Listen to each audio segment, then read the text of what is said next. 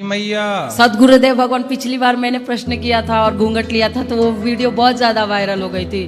वो अपने ससुराल की वजह से मैंने घूंघट लिया।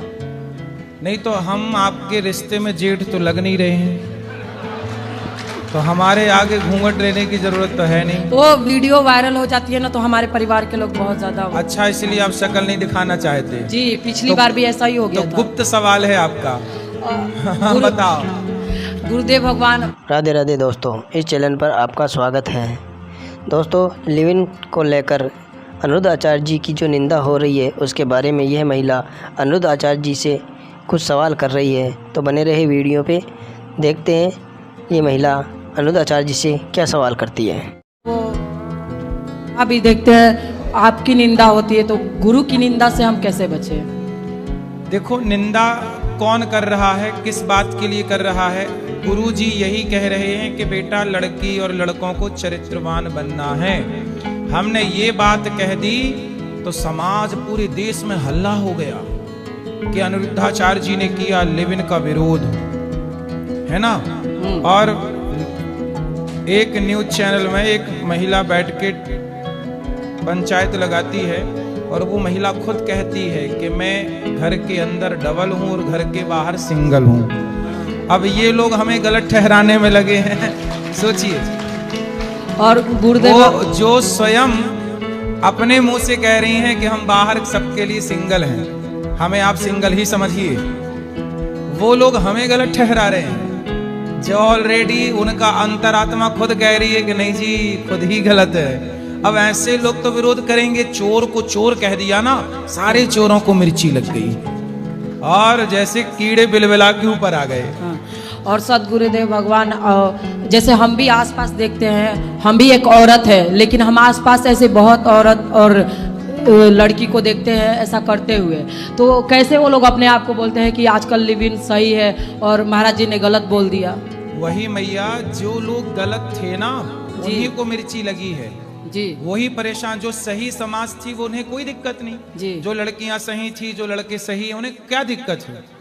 जो बिल्कुल गलत थे उन्हीं को कहा गया और बिल्कुल तीर निशाने में जाके लगा है। और एक बहन तो आके बोली कि मैं टेस्ट ड्राइव करती हूँ पहले, शादी करने के पहले वो क्या कर रही है, टेस्ट ड्राइव कर रही है। ऐसे लोगों के लिए कहा गया था, सामने आ गए। वही गुरुजी में 100% को वो टेस्ट ड्राइव में लेके जा रही है। गुरुजी मैं 100% आपकी बात से सहमत हूँ। जो लिव इन वाले आपने बोला है वो मैं आंखों देखी, समाज में ऐसा हो रहा है तभी आपने बोला है और सत्य बात है। वृंदावन धाम में आई हूँ, उस सत्य बात आजू बाजू में देखती हूँ गुरुजी, फिर भी लोग कहते हैं कि गुरुजी ने गलत बोल दिया और मीडिया वाले तो ने उनसे बोलना कि गुरुजी ने गलत बोल दिया तो तुम अपने बेटे अपनी बेटी को भेज दो, लिव इन में जाओ, वही हम कहते हैं, 10 जगह जाए, रहे मस्त। और एक बात गुरुजी आपके बारे में कहते हैं कि मैया लोग को जो रखते हैं वो एजेंट जैसे उनके पुत्र लोग यहाँ रख देते हैं महाराज जी के सामने, जिसके विदेश में नौकरी लग गई है और उनको पैसा महीने का भेजते हैं, तभी गुरुजी सेवा करते हैं। किस शहर से आई हैं आप? हम गुजरात। गुजरात जी। तो गुजरात के उन लोगों से बोलना कि आप आना और गुजरात की भी यहाँ मैयाएं हैं, दोनों गुजरात की मैयाओं से मिलके जाना कि उनके बेटे यहाँ पे क्यों छोड़ के गए। सिर्फ कहते हैं, फिर उनके बेटों से आप लोग जाके बात करना कि क्यों छोड़ के गए भाई अपनी माँ को, तो वो सब क्लियर हो जाएगा। वो कहते हैं कि वो एजेंट की तरह है, वो सिर्फ वहाँ मैया। अब देखो, जिसे कहना है वो तो सब तरीके से कहेगा, इसलिए उन्हें कहने हाथी चला बाजार और कुत्ते लगे हजार। लेकिन गुरुदेव आप हमारे गुरु हैं, हम आपके शिष्य हैं, आपकी निंदा होती है तो फिर हमें हमारे हृदय में बहुत कष्ट होता है। नहीं, ये आप चिंता ना करो, ये निंदा नहीं है, ये लोग सच को स्वीकार नहीं कर रहे हैं, बस इतनी सी बात। गुरुदेव आप हमेशा ऐसे ही करते हो, आप हमेशा कौए के बीच में हंस बन के चले जाते हो।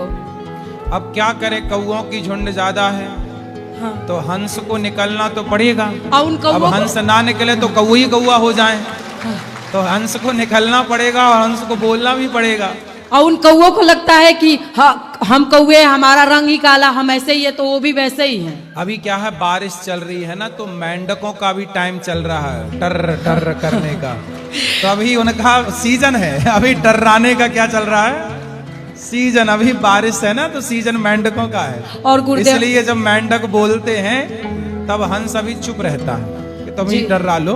हम उन लोगों से यही कहते हैं कि एक बार जाके देखिए, अगर उनको अपने जेब में पैसा रखना होता तो इतना दिन रात भंडारा नहीं करवाते। सही है, उनको बोलना कभी आके जी। चेक भी कर लो। और गुरुजी मैंने आपके लिए एक विनती की है। वहाँ हमारे तरफ रुद्राभिषेक हो रहा था, तो जो आप मीडिया वाले बहुत आपको परेशान कर रहे थे और आप पे ये संकट आया था, तो मैंने एक प्रार्थना की थी कि जो है आप नित्येश्वर महादेव के नाम से थोड़ा पूजा कर दीजिएगा ठीक है आपके लिए, कि आपका संकट जो भी है टल जाए। जी जी। जी आपके श्री चरणों में कोटि कोटि प्रणाम।